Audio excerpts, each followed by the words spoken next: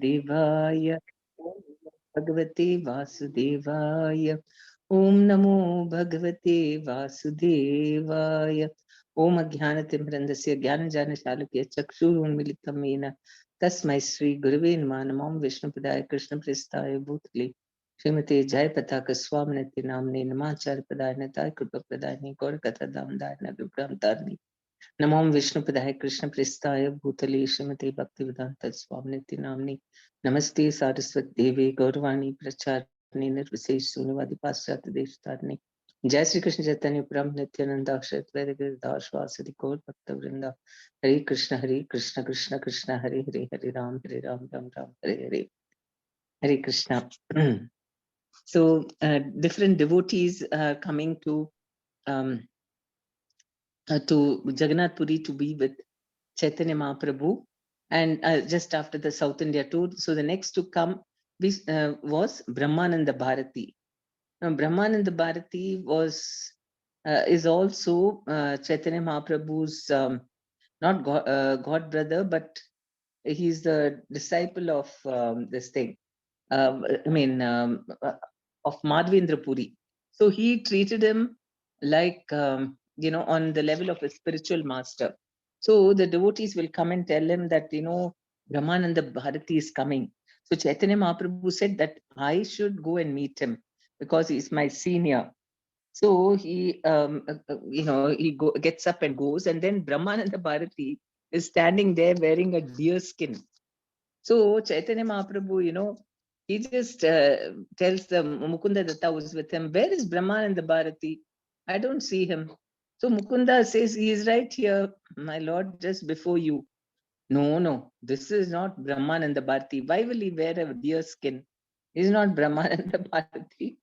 So then Brahmananda Bharati will think, oh my God, Chaitanya Mahaprabhu doesn't approve of my wearing deer skin. Maybe I was just wearing it to, to feel proud that I'm very exalted and very renounced. Then, but then with such maya, attachment of showing off, I'll never be able to cross over. So I will no longer wear the deer skin. He will think in his mind. And Chaitanya Mahaprabhu understood his decision, and immediately he ordered that a sannyasi cloth should be brought for him. And so that, and Brahmananda Bharati dressed like a regular sannyasi. Then Chaitanya Mahaprabhu offered obeisances to him, and Brahmananda Bharati said, so you only instruct everything how we should behave and all that. So from now on, I'll never do anything against your desire. And otherwise you'll neglect me, and then I'm very much afraid of that. And then he's saying, he glorified that now there are two Brahmans walking around. One is the immobile Brahman, Jagannath, who does not move, and you are the moving Brahman. So both of you are the same Brahman. So you're playing now two roles in Jagannath Puri. Of the two Brahmans, one is you are fair complexion, whereas Jagannath is blackish. And you both are delivering the whole world. Then Chaitanya Mahaprabhu said, actually, due to your presence, there are two Brahmans at Jagannath Puri, both Brahmananda, and so he used his name to say that there are two Brahmans in Jagannath Puri because of you. That is, he said that Brahmananda and Gaurahari are moving, whereas the blackish Lord Jagannatha is sitting, immovable. So he wanted to show that he is like a jiva. So he, he identified himself with Brahmananda Bharati and said that Jagannath is the Lord and I'm only a servant. Okay, please. Hare Krishna. There is more continuation of the conversation, but you please explain. Thank you. हरे कृष्ण. तो हमने देखा कि किस प्रकार से विभिन्न भक्तगण जो हैं वो चैतन्य महाप्रभु से मिलने के लिए आ रहे हैं. तो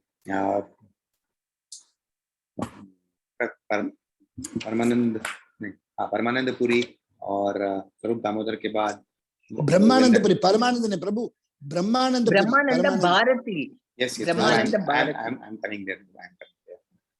परमानंदपुरी, स्वरूप दामोदर और गोविंदा के बाद अब ब्रह्मानंद भारती उनसे मिलने के लिए आते हैं.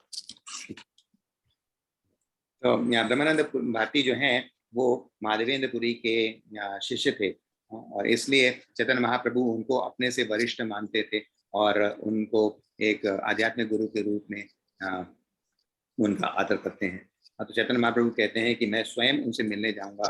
तो जब चैतन्य महाप्रभु वहाँ पे जाते हैं और ब्रह्मानंद भारती जो हैं वो वहाँ पे खड़े हुए थे, लेकिन उन्होंने मृग छाल पहनी हुई थी। तो चैतन्य महाप्रभु उनको देखकर बोलते हैं कि ब्रह्मानंद भारती कहाँ पर हैं। उन्होंने एक तरीके से ऐसा प्रदर्शित किया जैसे कि इन्होंने ब्रह्मानंद भारती को पहचाना ही ना हो। और तब मुकुंद दत्त वहाँ पे थे। मुकुंद दत्त ने बोला कि यही तो ब्रह्मानंद भारती हैं। ठीक है, तो चैतन्य महाप्रभु बोलते हैं नहीं, ऐसा कैसे हो सकता है, ये ब्रह्मानंद भारती नहीं हो सकते, ये तो मृग छाल पहने हुए हैं। तो इस प्रकार से जैसे ही चैतन्य महाप्रभु ने बोला तो ब्रह्मानंद भारती को समझ में आ गया कि चैतन्य महाप्रभु ने जो ब्रह्मानंदपुरी ने भारती ने पोशाक पहनी हुई है उसको एक तरीके से नकार दिया है, उसको स्वीकार नहीं किया है। और तो ब्रह्मानंद भारती अपने मन ही मन में सोच रहे थे कि मैंने ये मृग छाल गर्व में, घमंड में मतलब धारण किया है कि लोग मुझे एक सन्यासी समझे, एक भक्त समझे, लेकिन चैतन्य महाप्रभु ने उसको अस्वीकार कर दिया है, तो मैं भी अब ऐसा नहीं करूंगा। तो जैसे ही उनके मन में ऐसा विचार चल रहा था, चैतन्य महाप्रभु इस बात को समझ गए और उन्होंने उसी समय आज्ञा दी कि इनके लिए सन्यासी वस्त्र लेकर आए जाएं। तो उसके बाद सन्यासी वस्त्र लेके आते हैं। ब्रह्मानंद भारती उस सन्यासी वस्त्र को धारण करते हैं, और जैसे ही वो सन्यासी वस्त्र को धारण करते हैं, चैतन्य महाप्रभु उनको दंडवत प्रणाम करते हैं। और ब्रह्मानंद भारती फिर उनसे कहते हैं कि भगवान आप ही मुझे हमेशा निर्देश दें, क्योंकि अगर आप मुझे निर्देश नहीं देंगे तो मतलब आपका तिरस्कार या आप से विलग होना से मेरा आध्यात्मिक पतन होगा, इसलिए आप ही मुझे निर्देश दें कि मुझे क्या क्या करना है। तो इस प्रकार से ब्रह्मानंद भारती ने चैतन्य महाप्रभु का अपने स्वामित्व के रूप में स्वीकार किया। चैतन्य महाप्रभु बोलते हैं कि यहाँ पे दो तरीके के ब्राह्मण हैं। एक तो जगन्नाथ भगवान के बारे में बताते हैं कि वो परम भगवान है जो कि मूव नहीं करते, जो कि अचल जो कि अचल हैं। हाँ, और उसके अलावा चैतन्य महाप्रभु जो कि गौरवर्ण के हैं, हाँ, वो चल हैं, और ब्रह्मानंद वो भी चल हैं। तो वो जो है वो भगवान नाम का प्रचार कर रहे हैं। इस तरीके से उन्होंने मतलब ब्रह्मानंद भारती को एक तरीके से नहीं प्रभु, पहले ब्रह्मानंद भारती ने बोला चैतन्य बाबू चलता हुआ भगवान और जगन्नाथ अचल। उसके बाद ब्रह्मानंद ने बोला, चैतन्य बोला मैं नहीं, जगन्नाथ और आप, अब दो अलग बोलने का नहीं, साथ नहीं, मिक्स कर दिया। उन्होंने कहा कि भगवान जगन्नाथ तो अचल है और दो ब्राह्मण है जो चल रहे हैं, आप और मैं, क्योंकि ब्रह्मानंदा उनका भी नाम ब्राह्मण है ना, ब्रह्मानंद, तो हम दोनों चल रहे हैं। क्योंकि उन्होंने क्या ये जो बताना चाहते थे कि मैं भी आपकी तरह एक जीवा हूँ और भगवान जगन्नाथ ऊपर है। वो अपने को जगन्नाथ से तुलना नहीं करना चाहते थे, इसलिए ऐसे बताया।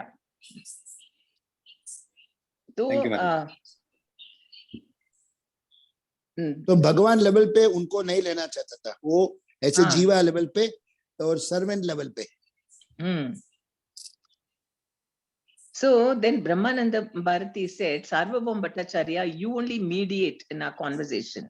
He, Chaitanya Mahaprabhu is the all-pervading supreme Brahman, and because Jiva is localized, because he has corrected me not to wear this deer skin, so it shows that he is very powerful and I am subordinate to him. Yeah. And also Vishnu Sahasranamam, it is clearly stated how Suvarna Varna Hemango, he'll come in a golden form. He'll have sandalwood paste, then Sannyasa Krit Samat Santo, Nishta Shanti Parayana. Nishta Shanti Parayana. So all those things, that he'll take a sannyasi dress, he'll be very fixed and, very peaceful. And then, so all these things have been, you can make out that this is the same Chaitanya Mahaprabhu. It's describing him only He's golden color, he's wearing sandalwood paste, he's very peaceful. All He's a these things. sannyasi. He's a sannyasi. So then Sarvabhauma Bhattacharya, after listening to Brahmananda Bharati, he said, Brahmananda Bharati, you only are victorious. Because he was trying to establish that Chaitanya Mahaprabhu is the Supreme Personality of Godhead. And so in their debates, and Sarvabhauma Bhattacharya says, you only are victorious. So Chaitanya Mahaprabhu said, yeah, it is always nice to accept defeat. Disciple will always accept defeat with a spiritual master. So he was trying to say that he is like a disciple because he's senior, like, his guru's god brother. So then Brahmananda Bharati said, that is not the reason why you won. It is because you naturally have an inclination to take defeat from your devotees. That is another glory of yours. Bhaktavatsal. He likes to be defeated. Defeated by Bhishma. No, in Bhishma, he proved that he will even forgo his vow, but he will never let down. Not to be let down, but sometimes to be defeated by a devotee. That with the gopis, Radharani, he keeps getting defeated. Is there any other pastime in which Krishna gets defeated? Ajit, do you remember? Sridama used to wrestle like Sridama, Jagada mein. When they fight Malyud, the children, they fight. He will always, then he will catch them in the neck and go. Punishment. Yes. So Krishna will hold. कोई युद्ध में भी हारा है भगवान भी कोई somewhere he has lost also. भगवान ने हार के दिखाया ना somewhere. I don't remember the name. That is not for his devotee. Ranchor, he left. Ranchor. But that is not to his devotee. That was just a leela that he didn't care. He's not attached. To walk off. Yeah. वो मथुरा चला गया. Yeah. Here Kalayavan is not deserved to killed by Bhagavan. So that Mujugunda, through Mujugunda he killed. Kalia, not Kalia. Kaliyavan. Yes. Kaliyavan. Krishna fought, but ultimately he made Mujugunda to kill him. Yeah. So, okay. So then, and then Brahmananda Bharati will say that ever since my birth, I've been attached to impersonal Brahman. And only after seeing you, I became, chanting the holy name of the Lord. And I consider that you are that same Krishna whom I, within my heart, whoever I'm, Krishna, I'm seeing Krishna before my eyes. So, just like, and he says, just like Bilvamangala Thakura also was attached to impersonal Brahman in the beginning, but later on he became this thing, attached to the Supreme Lord. Like that, I was so much a Mayavadi, and then after seeing you only, I've become a devotee. Now, wherever I turn my eyes, this thing, I only see you. So Chaitanya Mahaprabhu said that because you have a deep ecstatic love for Krishna, that is why you're seeing everything as Krishna. You're seeing me also as Krishna. So Sarvabhauma Bhattacharya said, both your statements are true. That he is seeing you as Krishna, that is also true. And because he's got ecstatic love for Krishna, because of you only, he's got ecstatic love for Krishna.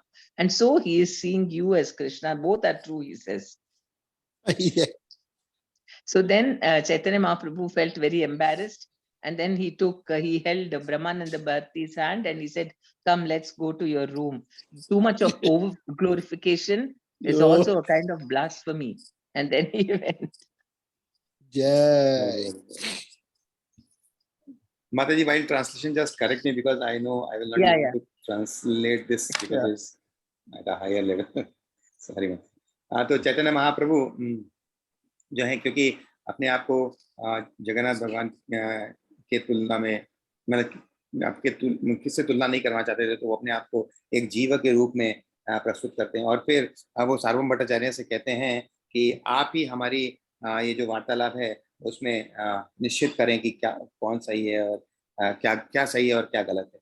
तो ब्रह्मानंद भारती जो है वो चैतन्य महाप्रभु का गुणगान करते हुए बोलते हैं कि आप परम भगवान हैं, आप गौर वर्ण मतलब फिर वो गौण वर्ण के हैं, सन्यासी के रूप में अवतरित हुए हैं लोगों को उद्धार करने के लिए।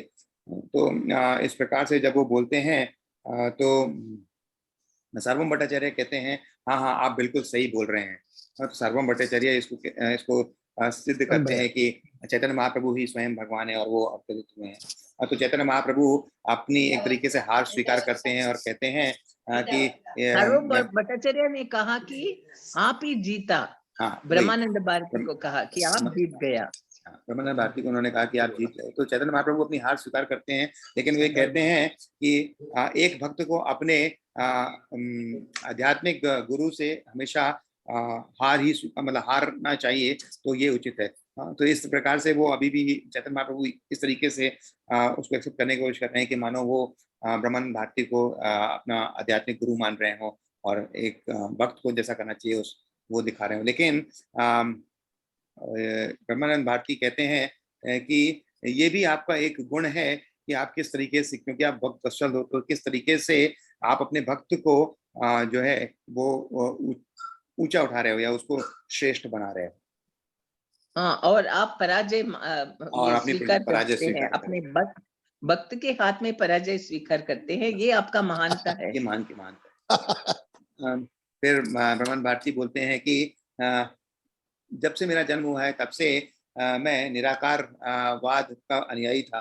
मैं एक मायावादी था, लेकिन जब से मैंने आपको देखा है तो मुझे सिर्फ और सिर्फ एक तरीके से कृष्ण के दर्शन हो रहे हैं। मैंने अपनी आंखों के से साक्षात कृष्ण के दर्शन किए हैं और अब मैं एक भक्त बन गया हूँ। जब मैं अब आपको देखता हूँ तो मुझे सिर्फ कृष्ण ही कृष्ण दिखाई देते हैं। तो चैतन्य महाप्रभु कहते हैं कि नहीं, इसका कारण ये मैं नहीं हूँ, बल्कि क्योंकि आपके हृदय में भगवान कृष्ण के लिए असीम प्रेम है, इस वजह से आपको हमेशा कृष्ण के दर्शन होते हैं। तो सार्वभौम भट्टाचार्य कहते हैं दोनों ही बातें सही हैं कि हाँ आप कृष्ण भी हो, और क्योंकि ब्रह्मानंद भारती के नेत्रों में भगवान के कृष्ण के लिए असीम प्यार है, उनके हृदय में असीम प्यार है, इसलिए उनको कृष्ण के दर्शन हो रहे हैं। तो चैतन्य महाप्रभु फिर बोलते हैं कि मतलब वो कहते हैं ठीक है बहुत हो गया, आप चलो हम लोग यहाँ से चलते हैं, क्योंकि बहुत ज्यादा गुणगान भी एक तरीके से एक ब्लास्फेमिंग मतलब अपमान नहीं, ब्लास्फेमिंग इज अपराध। हाँ, भी एक अपराध है, भी एक अपराध है। तो इस प्रकार से चैतन्य महाप्रभु ब्रह्मानंद भारती को लेते हुए वहां से चले जाते हैं। Okay. Then the Kashishvara came next day, and this Kashishvara, if you remember here, Govinda, when he came, he said that, you know, Kashishvara is also coming. He's seeing all the holy places, and then he will come. So, yeah, that Kashishvara also comes, and he became in charge of, you know, the controlling the crowds. Because whenever Chaitanya Mahaprabhu would go to the temple and come out of the temple, there'll be big crowds just to see him. So he used to manage so that nobody falls on him. Then like that, so many people started coming one by one. Then Sarvabhauma Bhattacharya, one day he approached Chaitanya Mahaprabhu and he said, my Lord, you know, there is a king.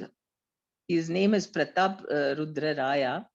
And he is very, very anxious to have darshan of you. And he's asking for permission to meet you.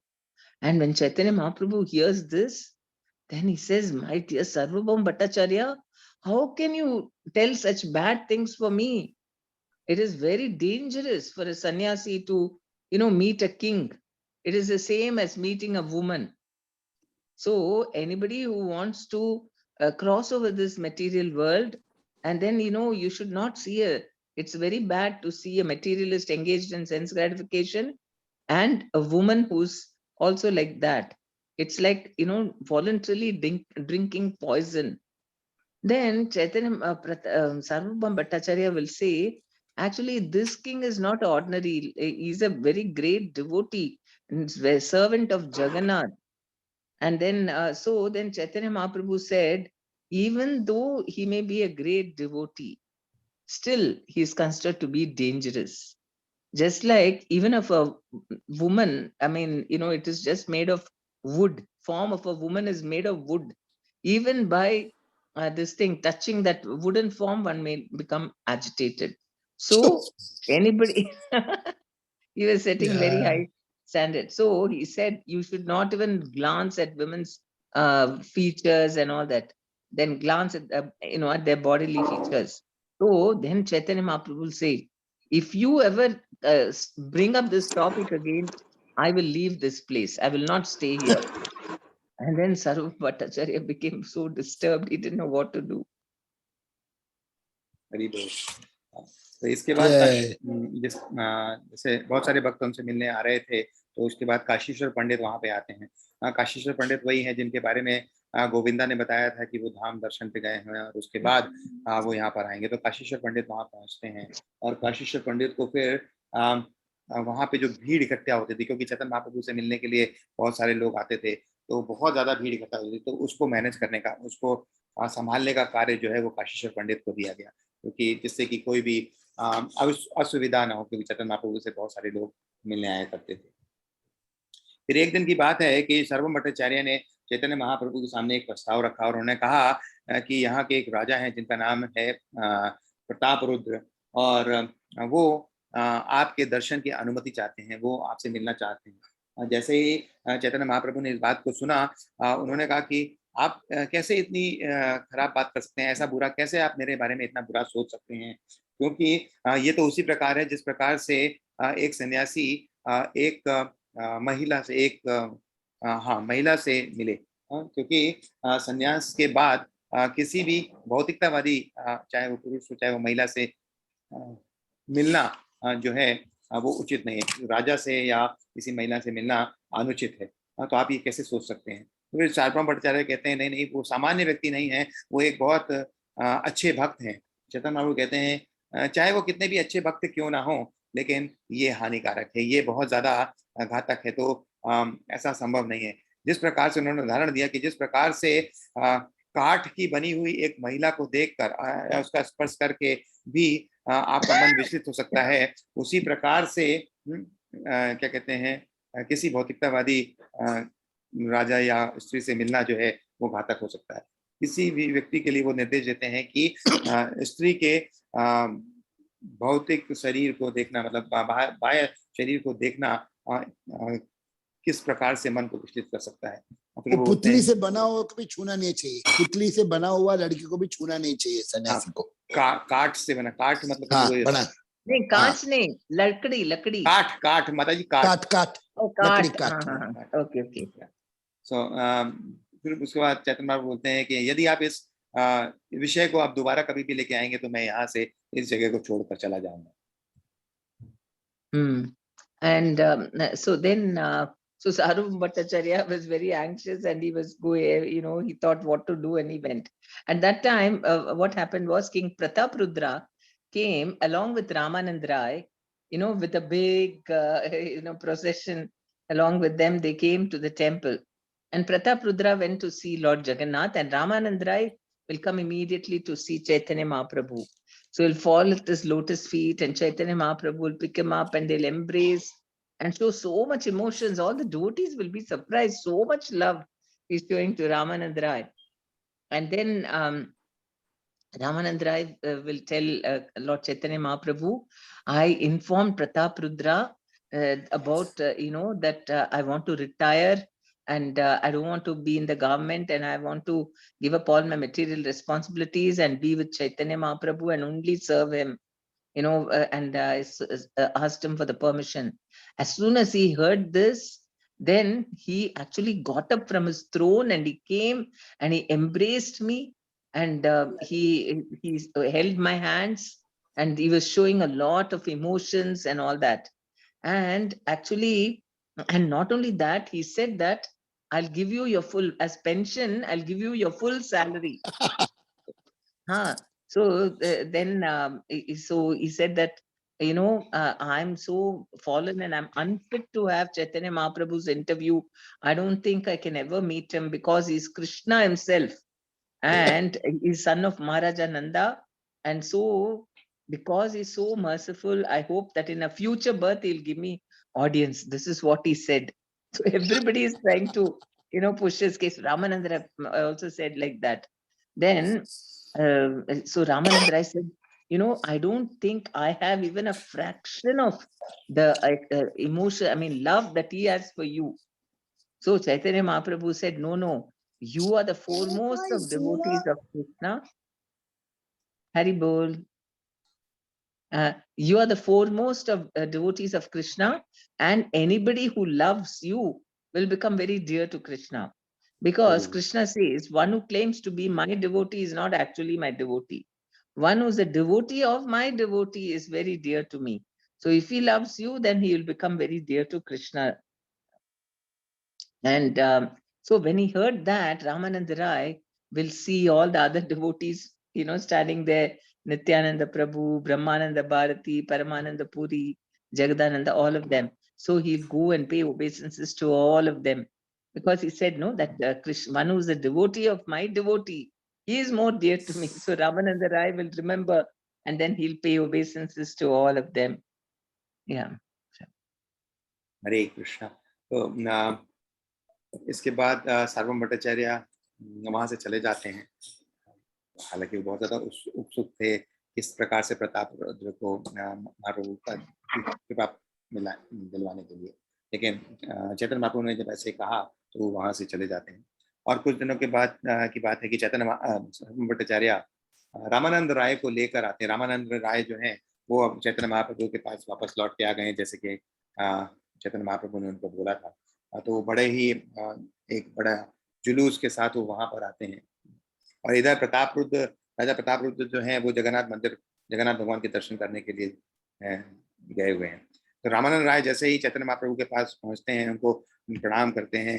हाँ, तो चैतन्य महाप्रभु उनका आलिंगन करते हैं और बहुत ही बहुत ज्यादा अपना प्रेम जो प्यार प्रदर्शित करते हैं। और उनका उस प्रकार का स्नेह प्रेम देखकर वहां पे जो सारे भक्त थे वो काफी आश्चर्यचकित हो जाते हैं कि कितना प्रेम है चैतन्य महाप्रभु को रामानंद राय से।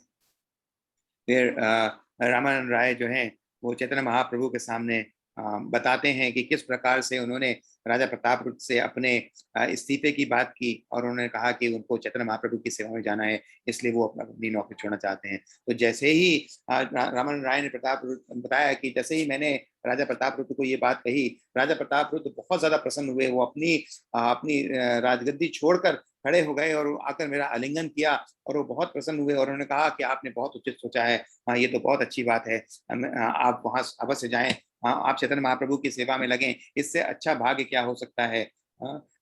मेरा ऐसा भाग्य नहीं है। मैं उन्होंने यहाँ तक कहा कि मैं निरंतर हमेशा आजीवन आपको आपकी पूरी जो तनख्वाह है वो देता रहूंगा, आप जाएं और चैतन्य महाप्रभु की सेवा करें। इस प्रकार से बहुत ज्यादा प्रसन्न हुए। उन्होंने बोला कि मेरा तो ऐसा भाग्य नहीं है, हो सकता है कि अगले जन्म में मुझे चैतन्य महाप्रभु की कृपा प्राप्त हो और मैं उनकी शरण ग्रहण कर सकूं। इस प्रकार से जब वो उन्होंने प्रताप रुद्र के बारे में इस तरह से बताया तो चैतन्य महाप्रभु बोलते हैं कि आप बहुत बड़े भक्त हैं। हाँ, आप भगवान कृष्ण के बहुत बड़े भक्त हैं और जो भी भगवान के भक्त को प्रेम करता है, भगवान उसको भी बहुत प्रेम करते हैं। तो इस प्रकार से तो इसीलिए प्रताप रुद्र को जरूर कृपा मिलेगा, क्योंकि वो तुमको बहुत प्रेम करता है। तो इस तरह से देखते हैं कि हर व्यक्ति जो है वो राजा प्रताप रुद्र के बारे में किसी न किसी तरीके से चैतन्य महाप्रभु को बताने का प्रयास कर रहा है। और ये बात चैतन्य महाप्रभु ये भी बताया कि जो मेरा डायरेक्ट भक्त है वो मेरा भक्त नहीं, जो भक्तों का भक्त है वो ही मेरा वास्तविक भक्त है। ये बात सुनने के बाद रामानंद राय जो है वहाँ पे खड़े सभी भक्तों के पास जाते हैं, उनको प्रणाम करते हैं। जैसे कि वहाँ पे परमानंद पुरी थे, परमानंद भारती थे, नित्यानंद प्रभु थे और सार्वभौम भट्टाचार्य इत्यादि जितने भी वरिष्ठ भक्त थे, जितने भी भक्त थे उनके पास सबके पास जाते हैं, उनको दंडवत प्रणाम करते हैं। क्योंकि इस प्रकार से चैतन्य महाप्रभु ने कहा कि जो मेरे भक्तों से प्रेम करता है मैं उससे प्रेम करता हूँ। तो इस तरीके से रामानंद राय अपने आचरण से भी दिखा रहे हैं कि किस प्रकार से भगवान के भक्तों से प्रेम करना, उनको आदर देना से भगवान प्रसन्न होते हैं। Then this thing Ramananda Rai will say, okay, now I'll go and visit Jagannath, Lord Jagannath. So Chaitanya Mahaprabhu said, what? You didn't go and see Jagannath? Why did you come here first? Ramananda Rai said, I don't know. My legs are like the chariot and the driver is my heart. Wherever the heart takes, only the chariot can go. No, my mind brought me here. I couldn't even consider going and seeing Jagannath first. So Chaitanya Mahaprabhu said, immediately go and see Jagannath, and after having his darshan, go and meet your family members. उसके बाद रामानंद राय कहते हैं कि अब मैं जाकर जगन्नाथ भगवान के दर्शन करूंगा। तो चैतन्य महाप्रभु कहते हैं, क्या आप यहाँ पे पहले क्यों आ गए? आपको जगन्नाथ भगवान के जाके दर्शन करने चाहिए। तो रामानंद राय कहते हैं कि मेरे जो चरण हैं, वो मेरे जो पैर हैं वो एक रथ की तरह हैं, और जो मेरा हृदय है वो घोड़ों की तरह है। तो जहाँ पर ये घोड़े लेके जाएंगे वहीं पर ये रथ जाएगा।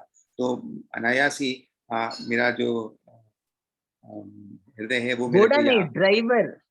हृदय तो ड्राइवर है, मेरा हृदय रथ चलाने वाला। मेरा हृदय जो है तो रथ है और हृदय चलाने वाला, रथ चलाने वाला, हृदय रथ चलाने वाला है। तो जहाँ मेरा हृदय लेके जाएगा वहीं ये रथ जाएगा। और मेरे को नहीं पता ये मेरा हृदय यहाँ पर लेके चला है, मुझे यहाँ पे लेके आया, इसीलिए मैं आपके दर्शन करने के लिए आ गया। तो चैतन्य महाप्रभु कहते हैं, ठीक है, अब आप जाइए, जाके जल्दी से सबसे पहले आप जगन्नाथ भगवान के दर्शन कीजिए और फिर जाकर अपने परिवारजनों से मिलिए। Okay. So then what happens is King Pratap Rudra will go to Sarvabhauma Bhattacharya and ask, what happened? What did Chaitanya Mahaprabhu say? So Pratap Rudra will say, I don't know. Chaitanya Mahaprabhu has said that he will not see a king and all that. So, and he's threatened that if I bring up this topic again, then he will even leave this place. So I don't know what to do. So Pratap Rudra will feel very, very sad. He'll say, so Chaitanya Mahaprabhu has taken his avatar to deliver everybody except one king called Pratap Rudra. Here, he has delivered such low-born people. Normally, we don't even see such people like Jagai, Madai and all that. He has delivered all of them. Only me he will not deliver. So he felt so morose. Then he said that, you know, if my eyes cannot see Chaitanya Mahaprabhu, then all this kingdom, my family, all means nothing to me. I will also, if he is determined not to see me, I will also be determined to give up my life. So when Pratap Rudra heard that, he was so surprised, so much, how this king can speak like that. And he told the king, you have such deep love for Chaitanya Mahaprabhu. Definitely he will bless you with his darshan, but he will give him an idea what to do. See, during the Jagannath Rath Yatra, on the way back, I think from Gundicha, in the Gundicha garden, he will take rest. So at that time, you come without being, dressed as a king. You come like an ordinary person and you read from the Srimad Bhagavatam, Gopi Geet, that you recite, and Chaitanya Mahaprabhu will be in an ecstatic trance, and he'll just embrace you, and you'll get his mercy over there. So Pratap Rudra will feel very, very much hopeful. And he thought, okay, I'll follow whatever the instructions of Sarvabhauma Bhattacharya. And he decides that, okay, I'll do that. And then he said, when is Rath Yatra? He said, only 3 days left. So don't worry. So Pratap Rudra felt happy.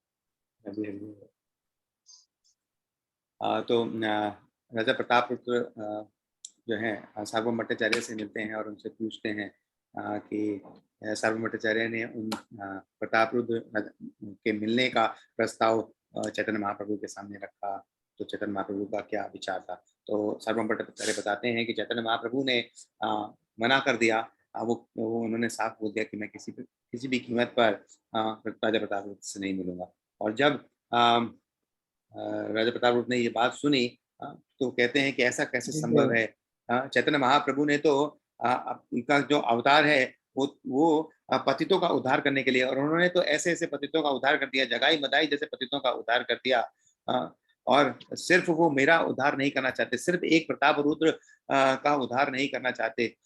हाँ नहीं, पूरा दुनिया विश्व भर में सबको ये करने के लिए, तैयार करने के लिए वो आए हैं। सिर्फ एक ही व्यक्ति प्रताप रुद्र नाम राजा के सिवा और सबको पार करने के लिए आए हैं क्या, ऐसे पूछ रहे हैं। इस प्रकार से कहते हैं। फिर बोलते हैं कि अगर चैतन्य महाप्रभु ने यही दृढ़ निश्चय किया हुआ है तो मैं भी दृढ़ निश्चय करता हूँ कि मेरे इस जीवन का कोई मूल्य नहीं है, मेरे ऐसे राज्य का कोई मूल्य नहीं है, मैं सब कुछ छोड़ दूंगा और मैं भी अपना जीवन त्याग दूंगा।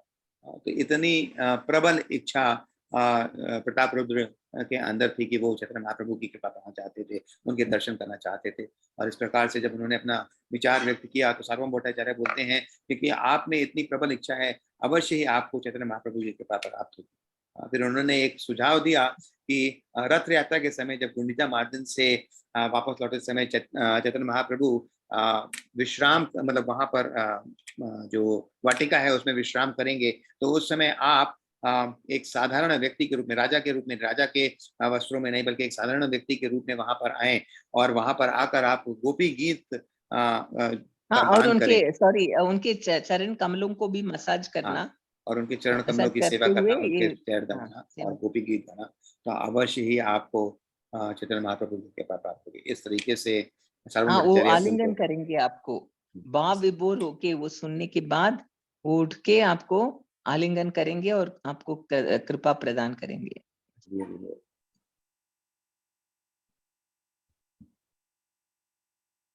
Hare Krishna. Oh, I'm sorry. I have to excuse myself today. You know, we are going to the farm, so No problem. I have to get ready and go. And Prabhu, 12 o'clock also I will make you host, but in case, you know, just give me a call in case. Sure. I Mother, forget. today is your name I put. Friday you go and give summarization. Oh, right. So then Ajit Prabhu do today. You're ready, Prabhu? I will do that. Mataji. If Mataji says that, then I will. Then tomorrow you do, Mataji. Tomorrow you do. We have Okay. done up to 5th chapter. 5th chapter I completed now. Okay. All right. I put your name, but that's no problem. Prabhu will do. I will do. Okay. Hare Krishna. Thank Yeah, you, Hare sir. Krishna. I was with Dhruva Mataji, that's why I went away. Sorry, I went away because Dhruva was. Vaishnavebhyo namo namah. Koti Vaishnavim ki jai. और वैष्णव Mataji की जय हो. हरे कृष्णा माता जी, हरे कृष्णा। हरे कृष्णा. हरे कृष्णा माता जी, दंडवत प्रणाम. कृष्णा सभी भक्तों को मेरा दंडवत प्रणाम। हरि बोल, हरे कृष्णा। अभी वो बच्ची ठीक हो रही है प्रभु माता जी, वो मंचली थोड़ा इम्प्रूवमेंट हो गया आज. हरे कृष्णा सुधीर प्रभु। प्रभु माता जी गॉन, पद्मिनी माता जी gone. Okay. Go to the farm.